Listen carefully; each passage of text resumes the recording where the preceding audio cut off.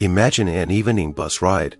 The darkness, the hum of the road, tired passengers dreaming of getting home as soon as possible, and suddenly a tense atmosphere, like lightning piercing the air. The driver, a gloomy man with a hoarse voice, resolutely walks towards a black woman doctor. The anger on his face clearly expresses malevolence. The passengers are frowning in fear and bewilderment when suddenly one of them blocks his path.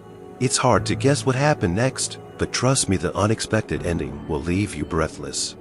Before we continue, friends, write in the comments what your name is and where you are watching this video from. We immensely appreciate each of you and are glad that you are with us. Thanks to you, our channel is growing and continues to tell stories that leave no one indifferent. You are our main source of inspiration, and your opinions and comments are truly priceless to us. Have a nice day, viewers. That evening, the bus moved slowly along the now empty city streets. The streetlights outside barely illuminated the road, casting long shadows on it. The passengers, wrapped in their coats and scarves, were quiet, each lost in their own thoughts. They were tired from a long working day and dreamed of being home as soon as possible, away from strangers and the bustle. The atmosphere in the cabin was drowsy and quiet, barely broken by the dull rumble of the engine and the occasional sounds of brakes and stops. The driver, a tall, broad-shouldered man with a grim expression, sat behind the wheel, occasionally tapping his fingers impatiently on the dashboard. The passengers avoided meeting his gaze, catching something uneasy and unpleasant in his manner. No one tried to talk to him, not because he was unfriendly, but rather because of his gaze, which seemed to pass through people. At the next stop, a tall, confident woman in a formal suit and a medical badge on her lapel boarded the bus. She was carrying a medical bag, and her face expressed slight fatigue mixed with benevolent calm. She looked around and chose a seat by the window, trying not to attract attention to herself. But the driver sensed her presence as soon as she stepped onto the bus. His gaze grew even heavier, as if an invisible wall had blocked her path. The woman who entered the bus immediately attracted attention with her appearance. She was a tall, slender black woman with a proudly erect posture and calm confidence in every step. These dark curls fell on her shoulders, emphasizing her modest but refined face. In her eyes, softness and fatigue at the same time. A look that spoke of many nights spent on duty, of urgent calls and emergency calls. She wore a dark blue pantsuit with clean, strict lines that emphasized her professional status and impeccable taste. On the lapel of her jacket glittered a badge with a symbol of medicine, symbolizing her belonging to a profession that requires not only knowledge, but also compassion. In her hand, she held a simple black bag, the shape and volume of which was more medical than everyday, and on her wrist stood out several thin silver bracelets that jingled faintly with each movement of her. Her step was calm but determined, and having chosen a seat, she sat her down carefully, placing her bag on her lap. The passengers glanced at her, sensing something unusual in her presence, not because of her race, but because of the confidence and dignity she possessed. As the woman settled into her seat and the bus pulled away, the driver became aware of her presence. His name was Thomas Gray, though everyone knew him simply as Tom, a gruff, reserved man in his 40s with short hair and heavy features. His eyes, deep-set and always wary, rarely showed softness or kindness. The passengers had long been accustomed to his silent aloofness and therefore tried not to attract his attention. But the appearance of this woman, elegant, confident, and clearly non-white, immediately made him tense and resentful. The woman's name was Dr. Leah James, and she was in her mid-30s. She was known in her community as a talented doctor who dedicated herself to helping those in need. Her day had been spent caring for patients, and now she was relieved to simply relax on the way home, trusting in the silence and movement of the bus. Leah barely noticed that anyone was looking at her, but Tom could not take his eyes off her, and his face reflected only irritation and hidden aggression. It was as if her very presence irritated him, reminding him of something painful and unacceptable to him. Tom gave her a hard look. His eyes narrowed and his lips pressed together, as if he were assessing and judging her at the same time. She felt his gaze, but she chose to ignore it, looking out the window, trying to hold on to the last of the calm of this long day. Leah didn't know him, but that look made her feel uneasy, as if she was being judged for even daring to step onto this bus and sit among the others. Next to Leah sat a young woman named Sarah, with short blonde hair and a friendly expression. She, too, had noticed Tom's odd behavior. The smile she was about to give the new passenger faded when she caught the driver's frowning, wary gaze. There seemed to be more to the gaze than just irritation. Sarah shifted nervously in her seat and turned away, unsure of how to respond to this behavior, casting an anxious glance at the bespectacled man across the aisle, hoping he would also notice the strange tension. Meanwhile, Tom continued to glance gloomily in the rearview mirror. Watching Leah, his thoughts were spinning around his own prejudices, and he felt his irritation gradually turning to anger. It seemed to him that this woman, this Dr. James, with her confidence and calm, was violating his personal space and his idea of how things should be. Her doctor's badge and elegant suit, her straight back and calm expression irritated him like a challenge. The silence on the bus became almost palpable as the tension emanating from the driver gradually enveloped the interior like a thick, heavy fog. The passengers, who had not immediately noticed his angry glances, now began to feel a strange tension flowing from his grim figure. It seemed as if the air around Leah James was thickening with rejection and discontent, and even those who were not paying attention began to catch these waves of hostility directed at her. Tom was driving, but his gaze kept sliding to the rearview mirror. He wasn't just looking, there was a heavy, piercing reproach, a hidden malice in his eyes. It wasn't just casual displeasure, there was something deeper in that look than mere irritation. The passengers sitting close to the front rows couldn't help but notice his dislike, though none of them dared to admit it openly. Leah, feeling that heavy gaze on her, understood that this bus would not be a simple and calm ride home for her. It was as if a cold wave passed down her spine, and she involuntarily tensed, trying to stand up straight and not give in to this pressure. Inwardly, she was preparing to ignore any possible provocations, but still felt that her calm return home was disturbed by something dark and hostile. Sarah, sitting next to Leah, now couldn't help but notice how the driver continued to cast angry glances at her. She glanced at Leah, as if searching for an answer to an unspoken question. What could be wrong? Why was Tom looking at her so strangely? Why was this feeling of anxiety slowly creeping through the cabin, affecting everyone? Sarah exchanged a quick glance with John, a middle-aged man with glasses, who sat her slightly ahead, and also noticed the driver's strange behavior. John frowned, sensing the hostility and tension, as if he himself had become part of the strange confrontation. He felt uncomfortable interfering, but he couldn't remain indifferent. Leah's slight movements clutched her bag closer to her suggested that she, too, sensed the danger emanating from the driver. The bus moved slowly, and each turn seemed long, almost unbearable. Tom deliberately cast short, intense glances at Leah, as if testing her strength. He wanted her to feel unwanted and out of place here, among these passengers, among white faces, as if her presence here were a personal challenge to him, as if an unknown wall had risen between him and the woman, dividing them into us and them, and Tom with obvious pleasure made it clear where her place was. Some passengers began to shift in their seats, as if trying to find a more comfortable position, but their movements were rather nervous. People tried to avoid meeting his gaze, but his anger and hostility directed at Leah became increasingly obvious. No one understood what exactly she was accused of, but a general feeling of heaviness and angry indignation filled the cabin like invisible smoke, making the passengers feel uneasy, as if they were not witnesses, but participants in a strange and unpleasant scene.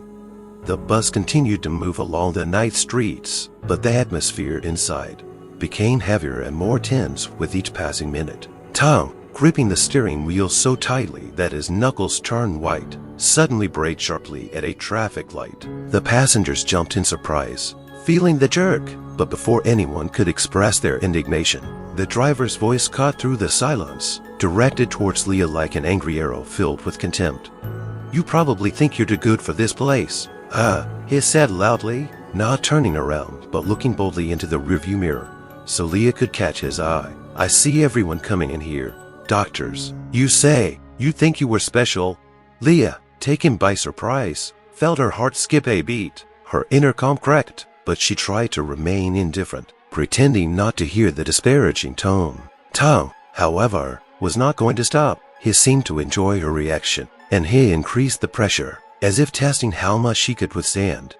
"We're not used to seeing people like you in this area," he continued, adding a drop of venom to his voice. "A doctor, of course. I wonder how long you'll be working in our area before you go back to where you came from. Do you think your place is here, among us?"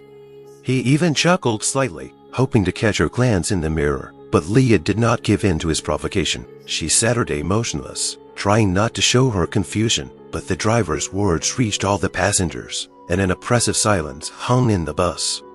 The elderly couple in the middle of the salon exchanged nervous glances, and the woman leaned toward her husband, whispering something worried but quiet. Sarah, sitting next to Leah, tensed, feeling the injustice of this scene. Her face flushed with indignation as she bit her lip, afraid to break the silence, but wanting to intercede. Tom, feeling that his words had hit the mark, seemed to gain confidence. He continued to choose his words mockingly, trying to hurt Leah while raising his voice each time, as if inviting the others to join in his hostility. His tone became increasingly sarcastic, and the passengers realized that this was not just a casual attack, it was a deliberate aggression aimed at humiliating and suppressing. "You can't hear me, can you? You think you can just ignore me?" Tom blurted out, taking another look through the mirror. His voice was loud and brazen. He didn't care that he was disturbing the passengers. On the contrary, he seemed to enjoy the attention, and his eyes were blazing with malice. Some of the passengers, who had been trying to stay out of the way until now, began to fidget nervously in their seats. The man sitting across the aisle from Sarah frowned and gripped the handle of his briefcase, tensing as if he were about to say something. But Tom, sensing the movement in the bus, shot a warning glance at the silent bystanders, as if to say, "None of your business." The driver's harsh words left a heavy silence in the bus. Leah sat there, trying to remain calm and not react to the insults. But the driver's anger and contempt had already flooded the entire bus like a cold, oppressive fog. The passengers, who had been lost in their own thoughts and worries, could no longer ignore what was happening. Everyone felt drawn into an awkward, disturbing situation, but no one dared to intervene. Sarah, the young woman sitting next to Leah, clutched the strap of her bag awkwardly and bowed her head, afraid that her own irritation and indignation might be noticed. She knew that what was happening was unfair, but fear of the driver and fear of being drawn into the conflict paralyzed her, not allowing the words to come out. An inner voice told her, "This is none of your business. Do not interface." Behind her sat an elderly couple, Mr. and Mrs. Wilson. Mrs. Wilson, a short woman with gray hair and kind but tired eyes, saw everything and sighed softly. Exchanging glances with her husband, she pressed her hand to her mouth as if she wanted to say something. But, feeling her husband's gaze fixed on her, clearly wanting to avoid trouble, she fell silent again. Her gaze was full of sympathy for Leah, but years spent in a world where meddling often meant trouble kept her from doing anything. On the opposite side of the car sat Jonathan Baker, a man in a suit, with a bag full of documents, who looked like a man accustomed to being in control of a situation. But now he was clearly out of his element. Jonathan glanced at Leah, then at the driver, noticing the angry and wary look in the mirror, quickly looked away. An inner urge to help sank into his consciousness, restrained by cold rationality. "This does not concern me. It is better not to interface." A few other passengers, a young couple at the exit and a student with a backpack, sat in tense silence. They fidgeted uneasily, as if each one hoped that someone else would step in and interrupt this unpleasant spectacle. But no one dared to make the first move. Each one felt like a prisoner of fear, as if every glance and insult from the driver were a warning to everyone else. "Don't you dare interface." Outside, the city continued to live its life, the light of the street lamps flickering through the fogged windows. But inside the bus, time seemed to have stood still. The passengers, strangers to each other, suddenly became involuntary witnesses to a small drama. But fear of the driver fettered their will. Each of them was painfully ashamed of their inaction, but this shame dissolved in a cold sense of self-preservation.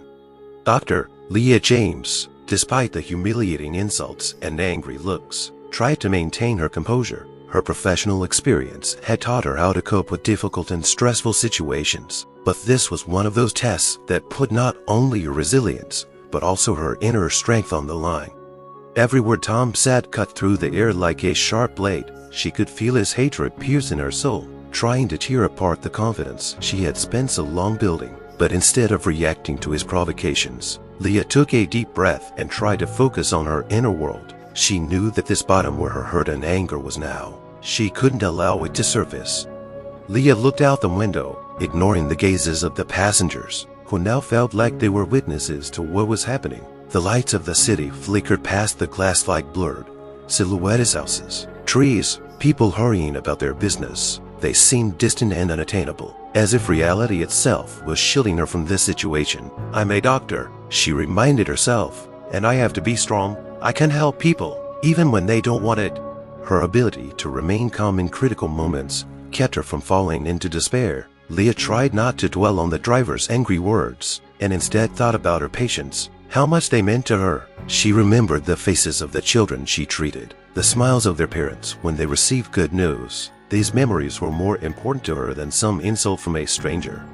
When Tom glared at her again and said something even more derogatory, she simply distanced herself from his words, as if they were the one that couldn't touch her. She had no intention of causing a conflict, of stooping to his level. Leah knew that every step she took had to be careful, like a minefield. After all, her experience, her knowledge, and her ability to deal with people made her stronger than he could have ever guessed. Despite her efforts to remain calm, she was torn apart inside. Every sting of his words stirred anger and irritation in her, but Leah knew that showing emotion now would be a mistake. Her face remained expressionless, but perhaps one of the passengers noticed the way her hand shook slightly as she clutched the bag in her lap. She was trying to hide her feelings, and the small smile she gave herself in the reflection of the window helped her in this.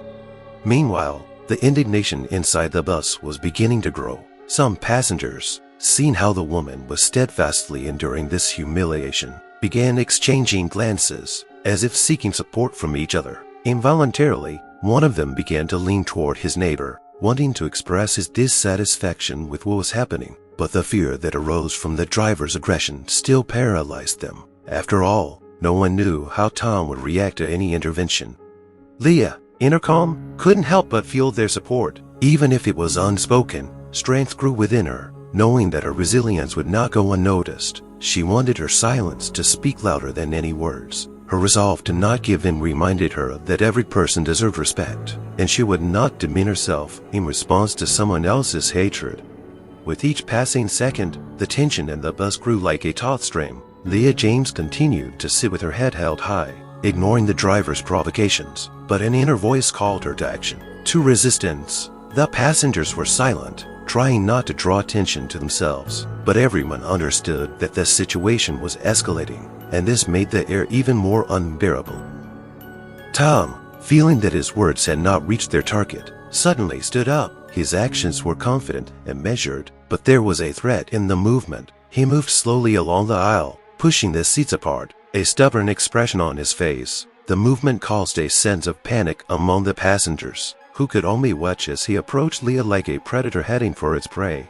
Every step the driver took reflected his aggressive intent. He wasn't just moving, he was demonstrating his superiority. His figure seemed enormous against the narrow aisle of the bus, as if distorting the atmosphere. He was building tension, and with each passing second, the excitement among the passengers grew. Some began to whisper, but mostly people looked away, avoiding direct contact with the crazy driver who was moving towards his goal. As he approached Leah, her chest rose and fell, as if she were preparing for the inevitable conflict. Tom stopped next to her, towering over her as if she were a child in his presence. He leaned forward slightly to look her in the eye, and in that moment, his expression became sinister and disdainful. There was a cold, mocking tone to his voice when he spoke. "So, doctor, tell me, what's it like to be so smart and yet so vulnerable?" He said, his words like hammer blows. "Do you think your certified face will protect you from reality?" Leah lifted her head and met his gaze, determined and defiant. She would not look away, would not show weakness. This was her fight, and though fear grew deep within her, she was not going to let him win. The passengers watched the scene, some with open horror on their faces, others with dark curiosity. They could feel the thrill of Tom's life as he realized he could intimidate a woman simply by his physical presence. "You know, this isn't a place for people like you," he continued, leaning even closer. "I can easily make you understand that no one is waiting for you here. Doctors in white coats are not needed here." Tom's words seemed to corner Leah, and her inner world shook for a moment. She took a deep breath, closing her eyes for a moment, as if she wanted to find strength before meeting his hateful gaze again. Her will was stronger than ever, and she knew she would not let him break her. The silence of the passengers was becoming unbearable. Some of those sitting closer to the exit began to move hesitantly, trying to get up and leave. They exchanged glances that showed confusion and fear, but everyone understood that any action now could cause Tom's anger. And though no one dared to intervene, there was a sense of unity in the air at that moment. Leah felt their silent presence, their indignation and sympathy, giving her strength. And though no one dared to stand up for her, she felt that she was not alone. She clutched her bag tighter, and her voice, when she finally spoke, was calm but determined. "I'm not afraid of you," she said, confidence shining in her eyes. "I'm here to do my job, and you won't stop me." These words, spoken with such force, shocked not only the driver, but also all the passengers. Leah's tone caused Tom to be momentarily confused. He seemed not to expect such an answer. His confidence began to waver, and at that moment the tension in the air arose again, but with a different meaning. Tom, realizing that his attempt to intimidate the woman had failed, felt his anger begin to turn into despair. His angry expression became increasingly dark, and his voice grew louder. The passengers, feeling the growing tension, could not take their eyes off this scene, and now the entire bus became witness to how hatred was openly pouring out of the driver's mouth. "That's exactly it. You don't understand who's really needed here," he began, pointing his finger at Leah as if it were a weapon. "People like you are nothing but trouble. Do you think you can come here and impose your professional ethics? This isn't your land." His voice shook with rage as he continued. "All these doctors with university degrees who come here trying to help are just a distraction from the real work. And you know what? With the same confidence with which you put on your white coat, you can go back to where you came from. We have enough of our own people here, and we don't need your doctor." Every comment he made seemed to be laced with hatred and malice. He would give Leah looks of contempt, as if she were something disgusting that had gotten on his bus. Leah could see his lips tightening in anger as he spoke. "If you knew what it was like to live among people like me, you would understand that your diplomas don't matter. In our world, it's not just education that matters, but how you behave. And here you are, like a princess, with arrogance, thinking that you can change everything." His voice rose as if he were opening the floodgates of his inner monster, and with each word, the air in the cabin became more and more tense. "Do you seriously think you have the right to be here?" he continued, drawing the attention of everyone present. "You're here, among ordinary people, trying to impose your morals. We have our own rules, and if you don't want to follow them, then you'd better leave." The passengers were confused at this point. Someone tried to interrupt him, but remained silent. Everyone knew that interfering could provoke Tom's anger, and that was dangerous. They could only watch as the racist hatred they had often heard about on television was unleashed in the open.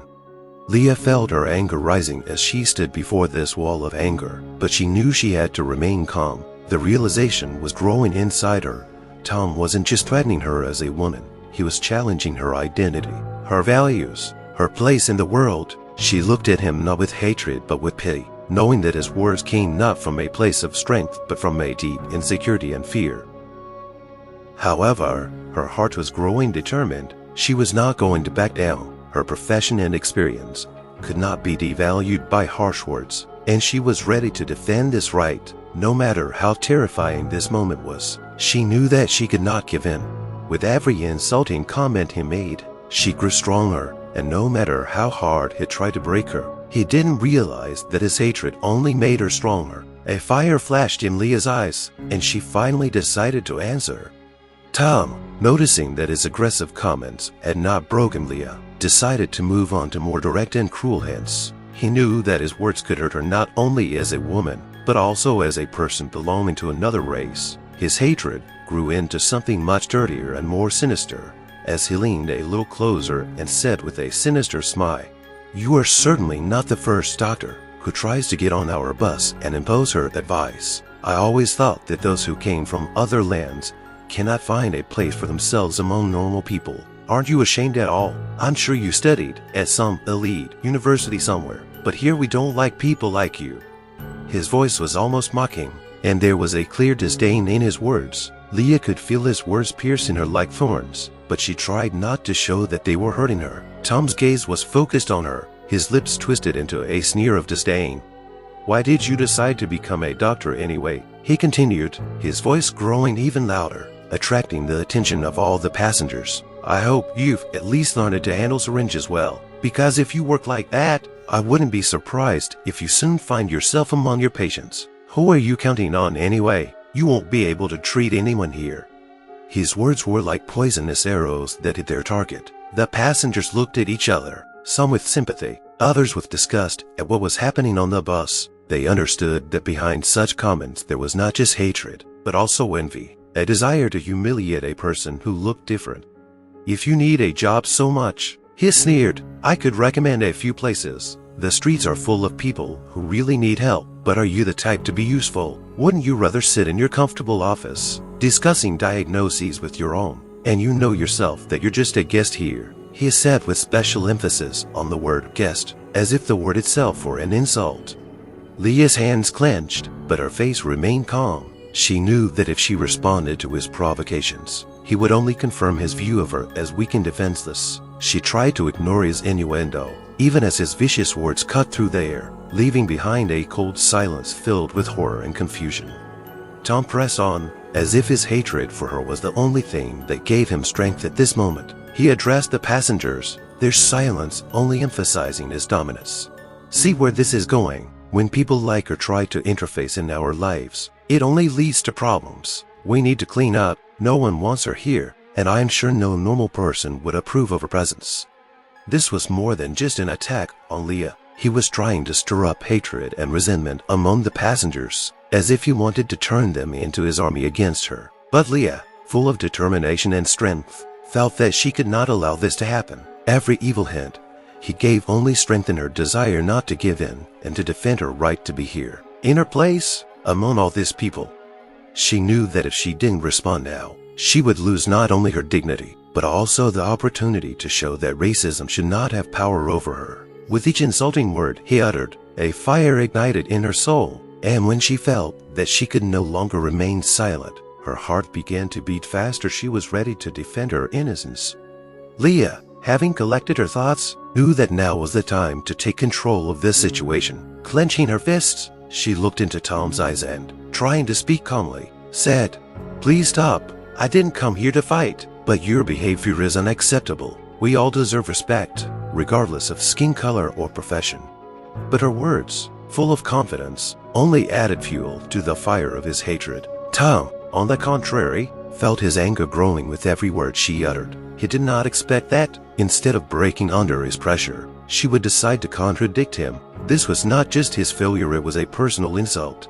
"What?" he barked, his voice rough and sharp, like a hammer hitting metal. "You think you can just tell me how to act? You have no right to do that. You're a nobody."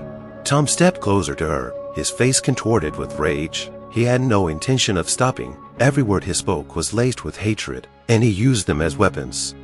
"You came here to lecture me. You think your white uniform and diploma make you more important than me. I'm the one who drives this bus. I'm the one who decides who has the right to be here. And you pointed at her with such disdain, as if she were a personal insult to all of humanity. You just casually filled a vacuum that no one wants to fill." His anger was like a flood, ready to wash away everything in its path. The passengers who had previously hoped that he might calm down now witnessed the fury that was flaring up before them. They felt his every word clinging to the atmosphere, as if he himself had become the embodiment of racism and hatred. Tom continued to speak, and his voice resembled the roar of an enraged beast. "And you think that all these good deeds of yours for helping will make you better. You will never understand what it is like to be a normal person. You don't know what it is like to fight for a place in the sun. You just Saturday there, getting your privileges, while real people work for you." Leah felt his words pierce her soul, but instead of breaking down, she felt his anger raise her own level of resolve. She realized that he was not just an angry driver, but the personification of the bias and hostility she had encountered throughout her career. "I came here to help," she said, her voice growing firmer. "I'm not afraid of you, and I won't back down from my principles. What you're doing isn't just humiliating me, it's humiliating us all." Tom stood before her, his face flushed with anger and hatred blazing in his eyes. He was not going to stop, and it seemed nothing could stop him. This moment was the culmination of their confrontation, where his anger was confronting her courage, and she knew that this battle was only just beginning. Leah's words, full of determination and courage, only fueled Tom's hatred. He didn't just react to her statement, he burst out laughing, his laughter echoing through the bus like the sounds of a predator who has found prey. "Haha, listen, you're funny," he breathed, and his laughter rolled around the cabin, causing awkward glances from the passengers. Some of them began to whisper, while others, as if at gunpoint, tried to distract themselves from what was happening, hiding in their phones or looking out the windows, as if this would help them escape this unhealthy atmosphere. Tom continued, his voice growing louder and more mocking.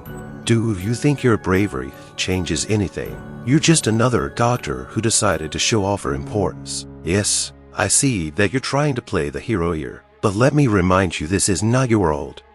The driver's laughter was like a fire that ignited hatred, and he knew that at that moment he had all the passengers in his hands. The atmosphere in the bus was tense, as if there was an electric charge in the air. Leah felt her heart pounding, but inside her, a rage was growing, forcing her not to give in. "You do realize that all this talk about help and equality is just words for people like you, no real value. You want to be respected. You need to be like me," Tom continued, pointing at himself with disdain. "And since you can't, go to hell." His words were like a hammer blow to the ear, each sound cutting through the silence, causing the passengers to feel nervous and tense. They didn't know how to react to this madness. It was as if the entire bus had become an arena, where Tom was performing the role of an evil clown, and no one was happy about it. "You think your black skin makes you special," he jabbed again, giving his words a caustic edge. "It's not true. You're just another specimen to be thrown away."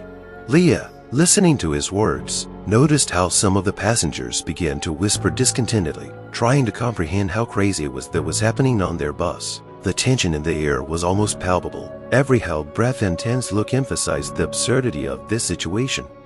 Tom, however, was oblivious to this reaction. His rage overshadowed everything, and he was enjoying the moment, as if he was getting a thrill out of creating chaos. He continued to speak, his voice growing increasingly saturated with hatred and contempt, as if the devil himself had found a temporary home on this bus. "I don't want to hear your complaints. I'm not interested in you." He finished. His laughter rang out again like a loud bell, making the passengers freeze. But in that moment, when he thought he had broken Leah, she took a deep breath, feeling the power building inside her, ready to burst forth. She knew she had to speak out not only for herself, but for everyone who had ever experienced such hatred and humiliation. No words could destroy her inner strength, and she was ready to fight back. With each new insult that escaped Tom's lips, the tension in the bus increased, and it could not help but affect the passengers. Some of them began to exchange glances, but they did not find the courage to intervene. They felt fear seizing them, fear of losing their peace, fear of becoming the next victims of this raging conflict. The passengers whispered among themselves, exchanging glances full of bewilderment and anxiety. Someone quietly said, "Does he really say that? It's just awful." Another passenger, an elderly man with glasses, shook his head and added quietly, "If I say something, he might get angry. I don't want to risk it." Each of them felt an internal struggle growing. On the one hand, they knew they had to do something, but on the other, the fear of possible aggression from the driver paralyzed them. The situation was so tense that it seemed as if even the air around them frowned in anticipation. Some passengers tried to distract themselves by focusing on their phones, as if the bright screens could save them from this nightmare. A woman with a small child in her arms held him close, as if to protect him from the words that poured out of Tom's mouth like poison. She whispered to her son not to pay attention, but her own heart was pounding with fear. Some of the young people, watching the scene, nervously bit their lips and exchanged worried glances with their friends. They were full of desire to do something, but every time they gathered their courage, the fear of a possible confrontation pushed them back again. Thoughts sounded in their heads. What if he gets mad at me? What if he stops the bus and throws us all out? This paralyzing uncertainty enveloped the entire bus like dark clouds before a storm. The passengers, despite their inner feelings, knew they should support each other. but in reality they were trapped by their own fears. Even those who wanted to intervene knew that the situation could escalate into something bigger and more dangerous. "Yes, it's terrible," one woman whispered to her friend. "If we say anything, it will only make things worse. It's better for us to just keep quiet." Amid this stifled silence, Leah was alone. Her confrontation with Tom was becoming more and more obvious, but none of the passengers dared to come to her defense. It was as if there was a collective silent agreement to watch the hatred mount and not intervene, as if they were part of a spectacle they could not change. There was a struggle going on inside Leah, and she felt like all those looks of fear and confusion were squeezing her heart. But instead of letting that fear take hold of her, she stood resolutely, knowing that her fight for respect and dignity needed to be heard, even though everyone else was in the shadows. These moments were crucial, not just for her but for everyone who had ever felt fear, and now she knew that her actions could inspire others. But as long as fear remained the dominant emotion among the passengers, no one knew how it would all end.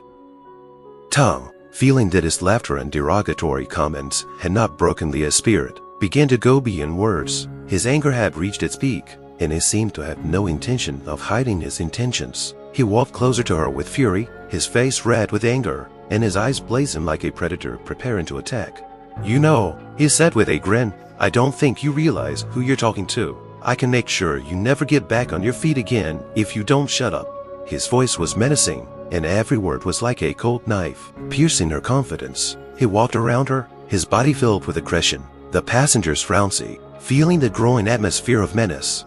"You didn't think you could just provoke me like that, did you?" he continued, raising his hand as if he were about to make a move that would make everyone on the bus freeze. "I can make you regret coming here today."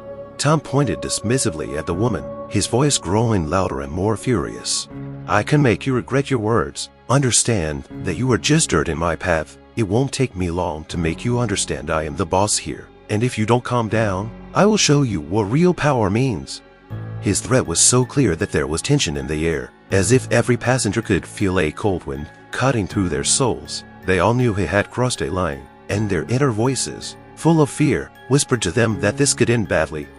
Leah felt her heart beat faster. She knew that the situation depended on her now. Every threat from Tom was a sign of weakness, not strength. He was trying to intimidate her, but she knew that giving in would be tantamount to a victory for hatred.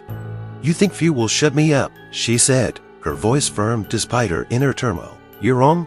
Tom, not wanting to hear her answer, frowned for just a moment, and then began to threaten again. "Take your words back if you don't want me to make you feel what it's like to be in the bottom position. I have friends who won't appreciate your impudence." "I'm not kidding." His words hung in the air, and at that moment, all the passengers realized that this was not just a conflict between two people. It was a fight between good and evil, truth and lies, and a fight for dignity and life. Tom was becoming more and more unbalanced with each passing moment. His threat left no one indifferent. The passengers tried to find courage in themselves, but the fear of his wrath continued to hold them captive. Leah, despite the growing tension and threats, felt her inner fire blazing. She knew that her resilience could be the last hope not only for her, but for everyone who had ever faced such hatred, and perhaps this was her only chance to stop this dark force. As Tom's threat reached its peak, a heavy silence fell over the bus. The passengers, unsure how to respond to the driver's growing aggression, exchanged worried glances. At that moment, it seemed as if each of them knew that something had to happen to stop this madness. It was then that a young man named Jason stood up in the crowd. He was wearing a simple t-shirt and jeans, with a short haircut and dark eyes full of determination. A feeling of injustice was growing in his heart, and with each passing minute, this feeling became more and more unbearable. He knew that he had to do something. "Hey, you!" Jason shouted, pushing himself up from his seat. His voice was loud and sharp, like a bolt from the blue. All eyes turned to him, and even Tom frowned for a moment, not expecting anyone to dare confront him. "What are you doing?" Tom said with contempt, his anger suddenly turning to Jason. "Don't you know who you're talking to? I understand that you are just a coward who hides behind his seat, threatening a woman," Jason replied, his voice not trembling, but on the contrary, becoming more and more confident. "You must be a man and act like a man, not like a hooligan." The words scattered around the bus like sparks on dry grass. The hostile looks of the passengers began to leak out. Some began to whisper among themselves, encouraging each other, while others, full of courage, took Jason's side. "He's right," said one woman standing near the front of the bus. "This is unacceptable. We all need to stand up for him." The words of encouragement began to mount, and this wave of courage spread throughout the cabin. Passengers, realizing that they could not remain on the sidelines, began to stand up. Some of them raised their hands, as if preparing for conflict, but still wanting to show that they stood with Leah and Jason. Tom, realizing that his threat no longer worked, became enraged again. He glared at Jason, as if he were a personal enemy, and began to advance, showing physical aggression. "You have no right to interface here. You don't know who you're messing with," he barked. But there was already confusion in Tom's voice. The situation was beginning to spiral out of control. "I know what hatred is, and I know it has no place here," Jason replied, not backing down. He wasn't going to give in, and that gave him strength. "We won't stand by while you threaten an innocent man." With each word spoken, a sense of unity swept over the other passengers. A fire lit in their hearts, and this was the moment when fear began to give way to determination. They began to rise and support Jason, their eyes filled with hope that maybe now they could make a difference. The situation grew increasingly tense, and the air filled with anticipation. Leah felt strength and courage growing within her as she realized she was not alone. The support she received from the passengers gave her strength, and now that they were united, they were becoming one against hatred and oppression. At that moment, everyone on the bus realized that they could change the course of events, and although fear was still in the air, it was now beginning to give way to determination and hope. Tom, realizing that his authority was on the verge of being destroyed, felt rage fill his body. He looked at Jason, who stood before him with determination in his eyes, and it only spurred his aggression. He needed to regain control, and he knew that now was the time to act. "You want to play the hero," he said, raising his voice to a menacing tone. "I have a lesson for you that you will not forget." With that, Tom stepped forward, raising his hand as if he was going to hit. He pushed Jason roughly, not caring that it might cause even more tension among the passengers. Jason was not expecting such aggression and barely had time to react, losing his balance. "You have no right to be here," Tom shouted, his face twisted in anger. He looked at Jason as if it was the only obstacle in his way, his hatred pouring out like lava from a volcano. The passengers frowned in anticipation, aware that something more serious than a mere verbal altercation was going on. Some began to whisper, knowing that if Tom did not stop, this could end badly. A woman with a child sitting by the window closed her eyes, as if not wanting to see the violence escalate. Tom, overcome with lust for power, approached Jason, clenching his fists, preparing for further action. He was on the verge of losing control, and this anger, seething inside him, found an outlet through rudeness. "I will not tolerate you in your audacity. You are nobody. You do not know what I am capable of," he growled, his voice full of aggression and hatred. Leah, watching what was happening, felt her heart beat faster. She knew that if Tom took more violent actions, it could lead to serious consequences. But at the same time, she felt that she now had support. All the passengers began to show their discontent. Some even began to stand up, preparing to intervene. "Stop, Tom," one of the passengers shouted, getting up from his seat. "You have no right to rape your passengers as you please." These words only fueled the driver's anger. His head snapped towards the speaker and he returned to Jason, ready to continue his attack. He could not allow anyone, especially a young man, to challenge him. This was a critical moment for him. Losing control of the situation, he took a step towards Jason, demonstrating his physical superiority. "You can't stop me," he said menacingly, already about to take another step. "Get out of my way, or I'll make you regret your decision." With every move he made, the atmosphere on the bus became more and more explosive. Everyone present knew that the situation was on the brink of violence, and although fear was in the air, many now felt that they could not remain on the sidelines. Each moment of waiting seemed like an eternity, and no one knew how it would all end. Leah, feeling that this was the decisive moment, stood up and, addressing all the passengers, shouted, "We can't let him break us. We must stand together against hatred." These words began to lift the spirits, and the passengers, realizing that the power of unity could enable them to cope with this situation, began to show courage. Tom, feeling his control slipping, became even more furious. and the tension reached its peak. The situation could turn into a catastrophe, and it was clear to everyone that the battle for dignity and justice was only just beginning. Tom, giving into a wave of aggression, only made the situation worse. His threat did not go unheeded. The passengers, watching him prepare for a physical conflict, began to realize that to sit on the sidelines any longer meant allowing this outrage to continue. A wave of courage grew within them, and soon they began to act. A young woman with long blonde hair, sitting near the front of the bus, was the first to stand up. She chose the moment when Tom's anger was focused on Jason. With a sinking heart, she took a step forward, her voice confident and decisive. "We will not tolerate your threats. You are a driver, and you have obligations to your passengers." Her words acted as a signal to the others. An elderly couple stood behind her, who had just realized how dangerous the situation was becoming. The man with gray hair clenched his fist tightly and said, "We are all here, and we have the right to safety. You can't threaten anyone just because you have a uniform." The words resonated with the other passengers. More and more people who had been silent before began to stand up, as if ignited by a spark that awakened a sense of unity and justice within them. Some passengers pulled out their phones, ready to record what was happening, while others began to gather around Tom, forming a protective circle for Leah. Leah felt her support grow stronger. She looked at Jason, and in his eyes she saw not only determination, but also hope. The passengers surrounding the driver began to moderate his aggressive behavior, and this gave Leah strength. "This is not your bus space to be aggressive," the young woman shouted, raising her voice. "You work for us, not the other way around." Tom, realizing that his plan had failed, was soon surrounded by a crowd. He felt the pressure on him increasing with each passing second. All those eyes, full of dislike and contempt, made him feel isolated and vulnerable. His anger had reached its limit, and seeing that his methods were no longer working, he felt not only anger but also fear boiling up inside him.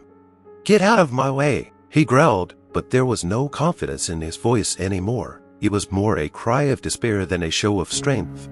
"We won't let you hurt her," the young woman replied, her voice loud and clear. "We stand together."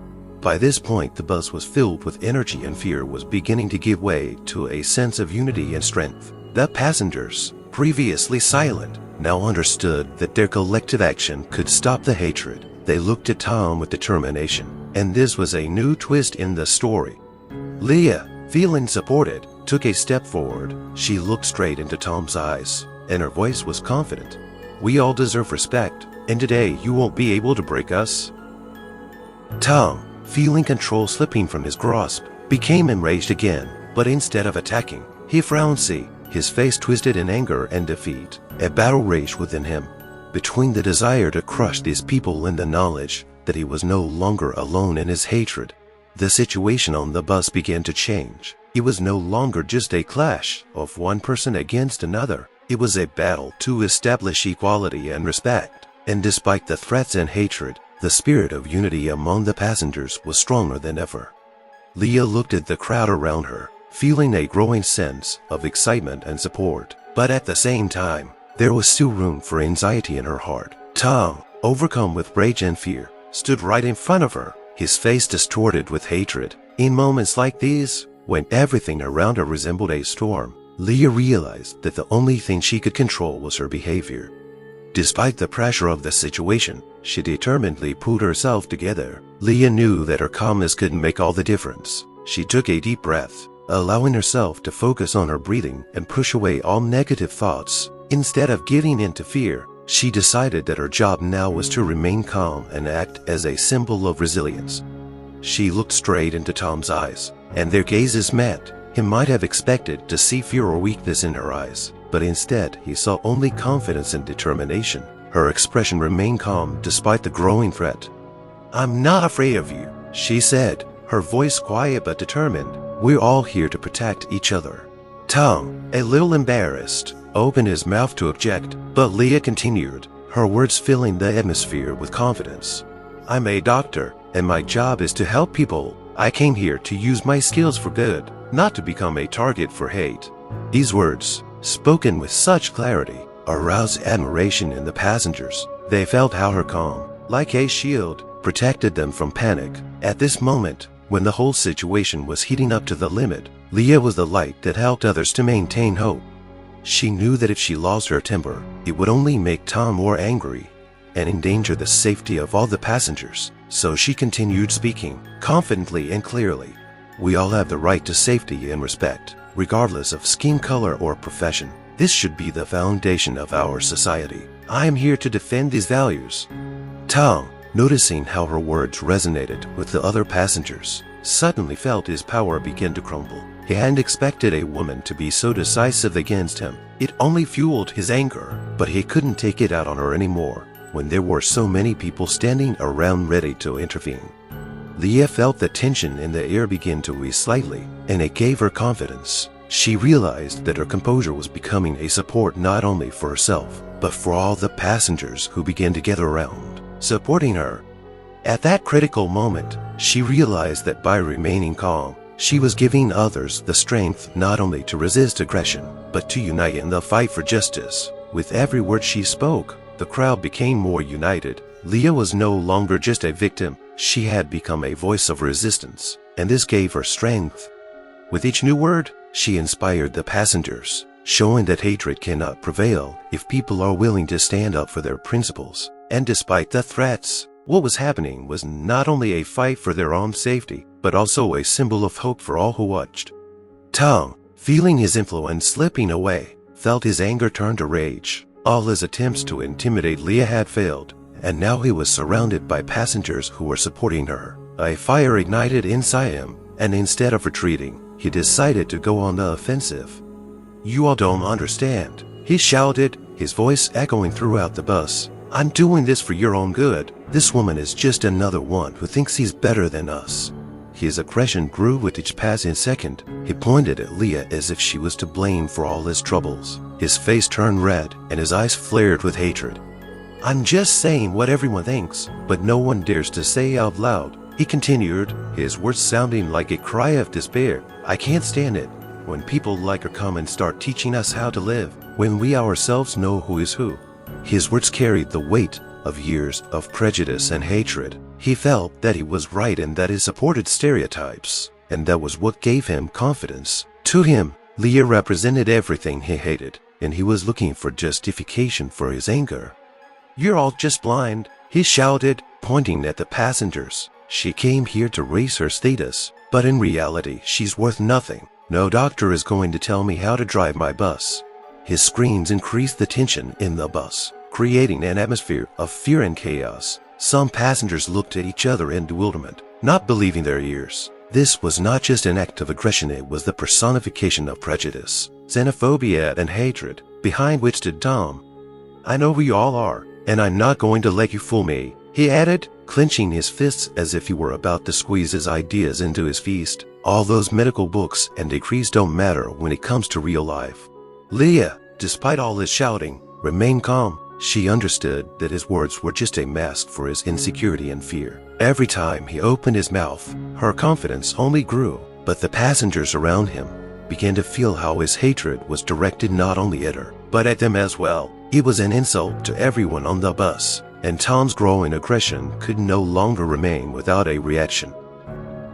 The driver's verbal attack could not continue indefinitely. Leah knew that her silence and calm were becoming a support for the others. The passengers began to whisper, and their eyes showed understanding. They must unite to stop this abnormal behavior. "We are all equal here," said one of the passengers standing closer to the exit. "We will not tolerate racism and hatred." These words only fueled Tom's anger, but they also evoked a sense of unity among the passengers. The situation was escalating, and everyone realized that they were no longer just observers, they were part of this story, and no one was going to let the driver win this battle of words. Tom, noticing that his shouting was not producing the desired result, began to look for new ways to humiliate Leah. He seemed obsessed with humiliating her, and soon nasty comments about her profession began to appear on his tongue.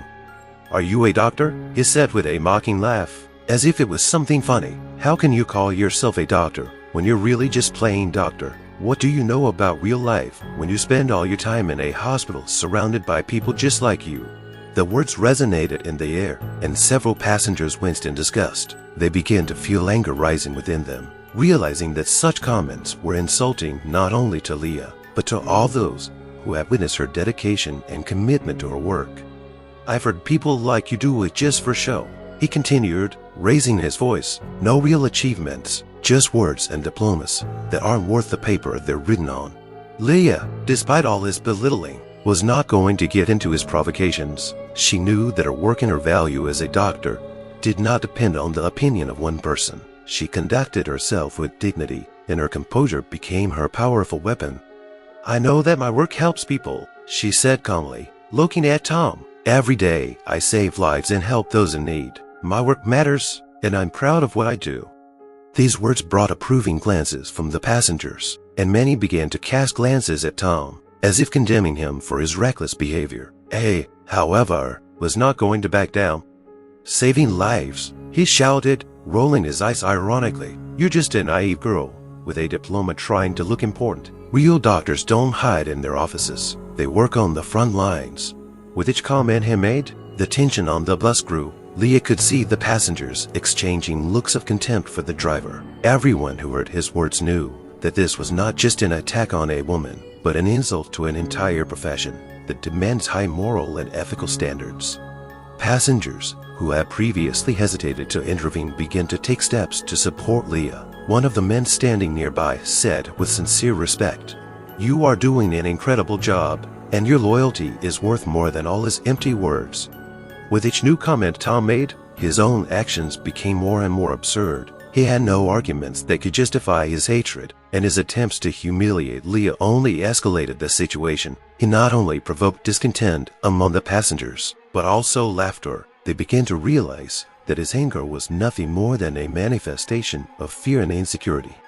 Leah remained calm, even though a fire was burning inside her to deal with this aggression. She knew that her worth was not in question, and even in this difficult moment, she remained true to herself. And even if her work was under attack, she felt that truth and justice were on her side.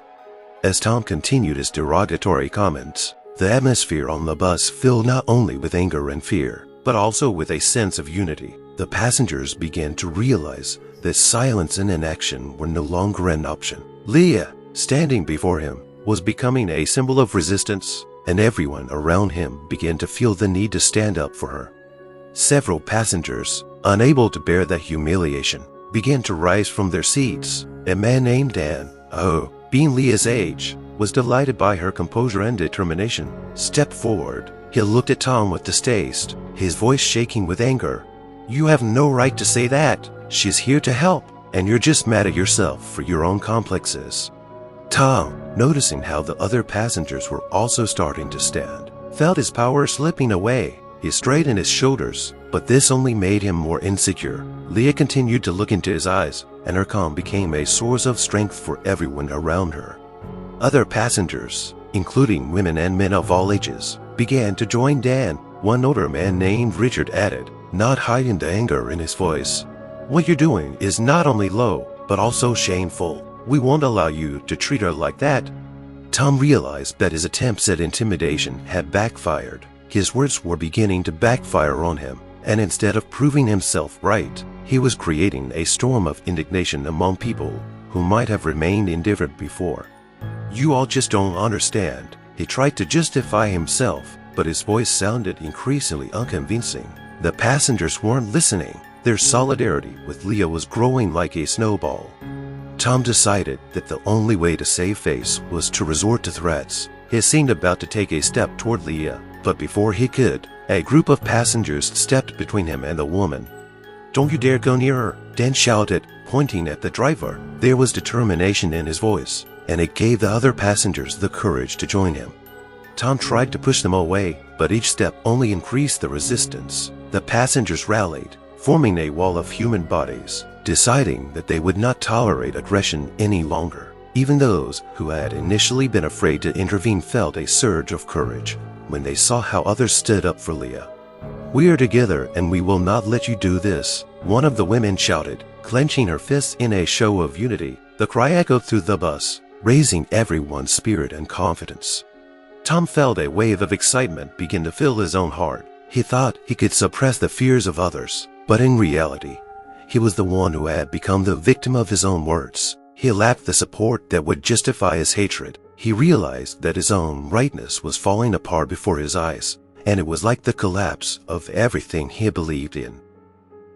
Leah, remaining calm, continued to watch what was happening, and her heart was filled with hope. Each person who stood up for her became a source of strength for her. She knew that this moment would be a turning point, not only for her, but for all the passengers. Together, they created an atmosphere in which hatred and aggression could not win. The passengers' cries of determination and unity filled the bus, and at that moment, it became clear that no one was going to let this situation go unnoticed. The final showdown had begun, and everyone present knew that they were not just defending a woman, they were fighting for their principles, for humanity, and to not let hatred take over. As the tension in the bus reached its limit, and it seemed that the conflict was about to escalate into a physical fight, at this critical moment, the sound of sirens was heard. The passengers gathered around Tom looked at each other in bewilderment. Suddenly, law enforcement officers approached the bus. Their appearance, like a fresh wind, abruptly changed the atmosphere. The first to step out was a detective named Michael, a middle-aged man with a strong build and a confident expression. He was in uniform, but that did not hide his air of authority. The dark glasses on his nose gave him a stern look, and his sharp eyes quickly assessed the situation. He was followed by a young officer named Emily, who, although a rookie, had already demonstrated a willingness to act in difficult situations. As Michael approached the bus door, his confident voice rang out into the silence. "What's going on here?"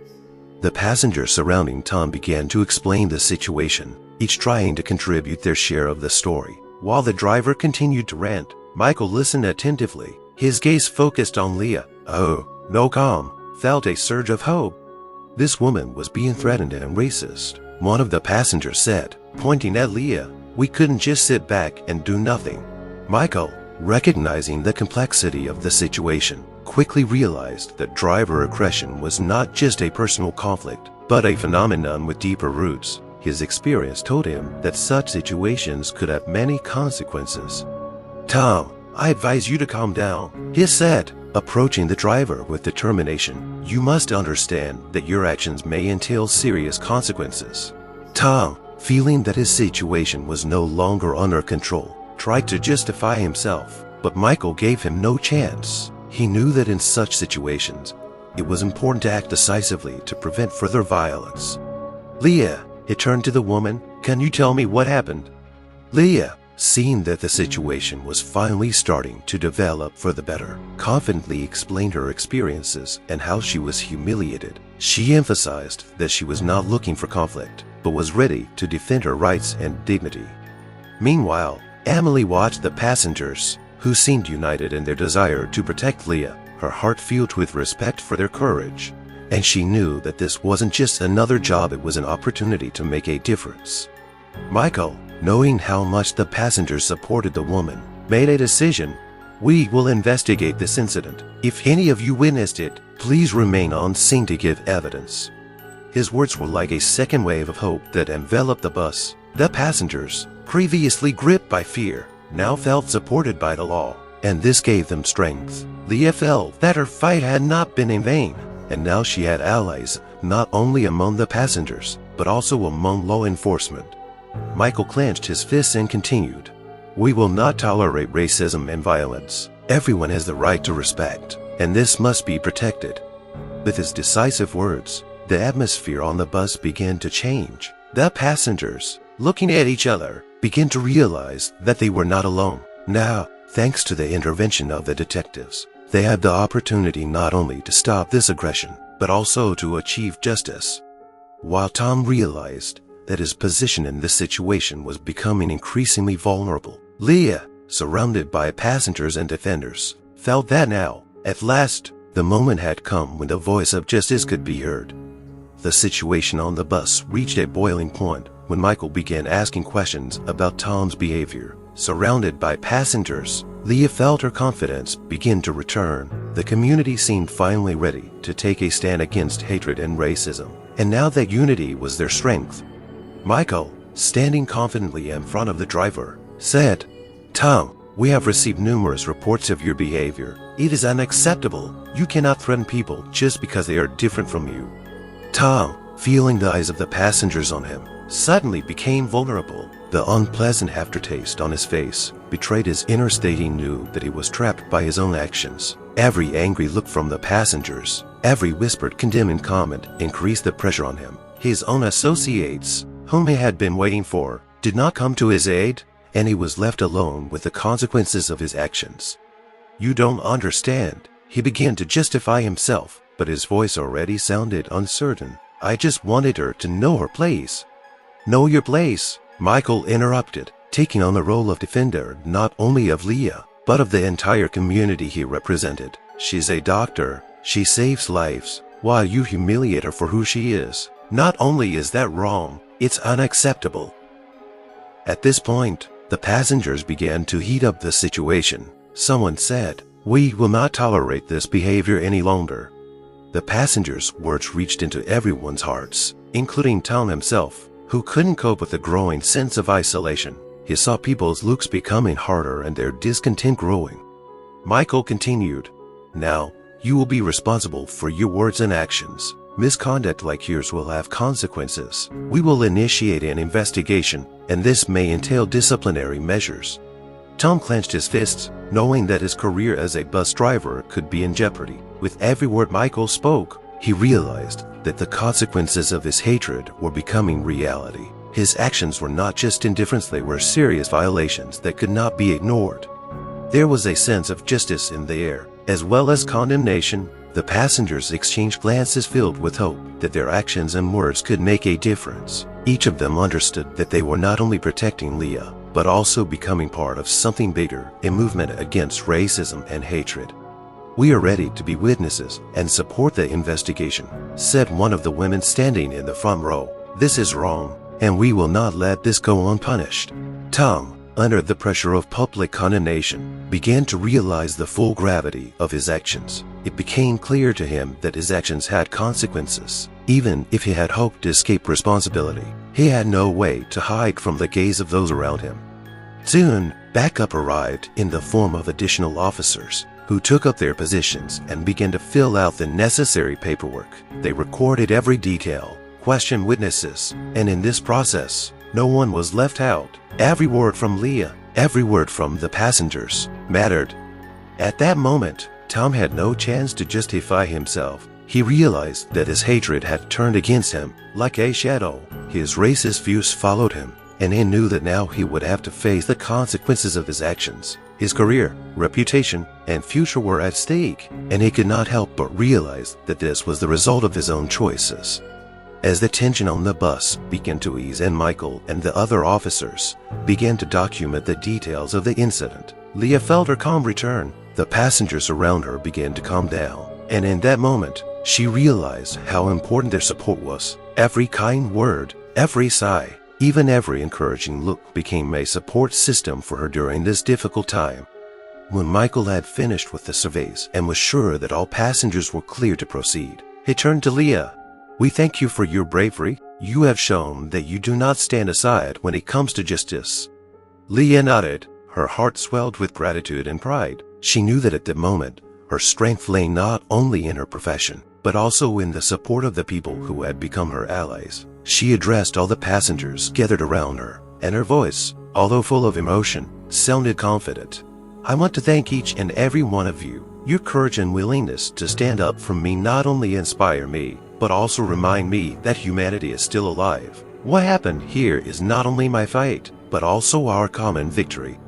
Leah's words filled the bus with an atmosphere of unity and hope. People began exchanging glances, realizing that this moment was an important milestone not only in their lives, but also in the fight against bias and racism. A feeling grew in their hearts that they could actually make a difference. She continued, "Each of you is a part of this story, and I will never forget your support. Your determination to fight hatred showed me that we can overcome any obstacle if we work together." Some passengers wiped away tears. They realized that not only had they helped Leah, but they had also become part of something important that lifted their morale. Leah felt her pride in her profession grow. She was a doctor who had chosen the path of helping people, and now, in this difficult moment, her work took on new meaning. Being a doctor means not only treating bodies, but also protecting dignity. standing on the side of justice. "I will continue my work and fight for equality," she said, holding her head up confidently. "But I can't do it alone. We must all continue to speak out and act to ensure that incidents like this never happen again." After these words, applause rang out on the bus. The passengers, united by a common goal, felt that their voices had been heard, and this gave them strength. Leah, standing before them, became a symbol of hope and inspiration, representing the resilience and courage they were all searching for. When the bus finally stopped and Leah was getting ready to leave, she turned around and looked at everyone with a smile. "Thank you again. Together we are stronger." Those words stayed in the hearts of every passenger, and they knew that they had witnessed more than just an incident, but a real change. Leah, despite all the trials, had emerged from this situation as a heroine, a woman who not only retained her dignity, but was able to inspire others to take action that would ultimately change the world for the better. The bus finally stopped at the last stop and the passengers started to get off. Still discussing what had happened, Leah slowly left the vehicle, her heart full of gratitude and deep reflection. Every minute spent on this bus left an indelible mark on her soul. On the street, she saw people dispersing in different directions, but some still remained nearby, continuing to exchange impressions. They looked at her with respect, and Leah realized that this situation not only changed her, but perhaps served as a catalyst for change in the consciousness of others. "I never thought I could react like that," said one of the passengers, David, who had come to Leah's defense. His voice was shaky, but there was sincerity in it. "The moment I saw that man humiliate you, something inside me just exploded. I couldn't stand by." Leah nodded, feeling his words resonate in her heart. She knew that this wasn't just his personal struggle, but theirs. Each of them was caught up in this situation, and it was this unity that made them stronger. "I think many of us may have been afraid to intervene," David continued, "but I now understand that silence and inaction only make the problem worse. We must be willing to stand up for justice, even when it's difficult." Other passengers began to join the conversation, and soon a lively discussion broke out about the importance of confronting hatred. In that moment, Leah realized that she was not alone in her beliefs. These people she barely knew were becoming a part of her life, and that sense of unity warmed her heart. "I've always believed that my job is not just to treat people, but to protect their dignity," Leah said, addressing everyone. "What happened today confirmed that we all must fight against bias. Each of us can be a voice for justice." The passengers, listening to her, knew they were witnessing something important. Each of them, in essence, was responsible for creating a society where respect and support prevail over hatred. They realized that each of them had the burden of choice, either to remain silent or to stand up to aggression and protect those who deserve it. "It's important that we take steps to change," added Leah. "Let's start with simple things: supporting each other, being kind and responsive. It may seem like a small thing, but even small acts of kindness can change someone's life." When Leah said these words, the passengers nodded in agreement. They understood that each of them was part of the solution, and that it was only through joint efforts that positive changes could be brought about in society. This incident was a lesson for them, a reminder that hatred should not go unpunished. Gathered in a small group, the passengers began exchanging contact information to stay in touch. Leah sensed that this connection was the beginning of something new. Perhaps they would create a support and a bond that was not only physical but emotional as well. "Let's support each other," Leah suggested. Smiling, "We can all be part of something bigger than just passengers on a bus." At that moment, each of them realized that this day might have become a turning point in their lives. They left the bus not as random fellow travelers, but as a group of people ready to defend justice and kindness.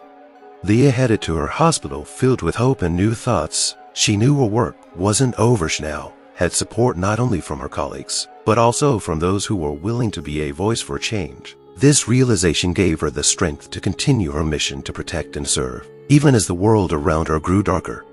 In the end, at that moment, despite the hatred they all felt, love and unity prevailed. This incident was not just an act of aggression, but also the beginning of a new era where everyone was ready to stand up for each other, to create a society based on respect and love. And with that thought, Leah walked outside, the sunlight shining on her face like a new beginning. She knew there would be many challenges ahead, but now she had the confidence that together they could overcome any obstacle. Her heart was full of hope, and she felt that every step they took today was an important part of the journey to justice. This day will be remembered as the day the passengers on the bus became one, ready to stand up against hatred and protect each other. And even though the world sometimes seemed dark, in that moment they realized that the light they could bring to each other could change everything. It was the beginning of their journey toward justice, and they were ready to walk that path together. Dear viewers, we hope that the story you just read made you think about the importance of standing up to hate and the power of unity. We would love to hear your thoughts on this story in the comments. Have you experienced racism in your life? How did you deal with similar situations? Each of you is incredibly important to us, and we truly appreciate your support. Your comments and participation help us promote our channel and share important stories with others. If you enjoyed this story, don't forget to like and subscribe so you don't miss out on new content. Have a nice day, and remember, together we can make the world a better place.